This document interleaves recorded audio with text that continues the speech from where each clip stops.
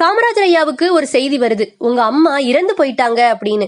பதபதைத்து விருதுநகர் வீட்டுக்கு ஓடோடி வர்றாங்க காமராஜர் ஐயா. ஈமச்சடங்கு செஞ்சுட்டு ரொம்ப நேரமா தலை குனிந்து உட்கார்ந்திருந்தாங்க. ஐயாவுடைய எண்ணம் என்னவா இருந்திருக்கும்? இதுவரைக்கும் மக்கள் நாடுன்னு இருந்துட்டோமே, அம்மாக்குன்னு எதுவுமே செய்யலையே, உயிரை விடும்போது என்ன நினைச்சிருக்கோம்? நம்ம பிள்ளை கல்யாணம் பண்ணல, அவனுக்குன்னு பிள்ளைக்குட்டி இல்ல, நம்ம சாகும் போது நம்ம பக்கத்துல இல்லையே அப்படின்னு நினைத்தார்களோ என்னவோ. குனிந்த காமராஜர் ஐயாட்ட வெட்டியான் வந்து சாவகாசு கொடுங்கய்யா அப்படின்னு கேட்க பதறி போய் சட்டைப்பையை எடுத்து பாக்குறாங்க. ₹1 கூட இல்ல. 9 ஆண்டுகள் தமிழ்நாட்டை ஆண்ட மன்னனுக்கு தாய்க்கு கொடுக்க சாவகாசு இல்லன்னு கண் கலங்குறாங்க காமராஜர் ஐயா. இத பார்த்து கலங்கிய நண்பர் காசு கொடுக்கறாரு. வெட்டியானவர்களோ கொடுத்த காசை திருப்பி கொடுத்துட்டு காசுக்காக கையேந்தல் ஐயா.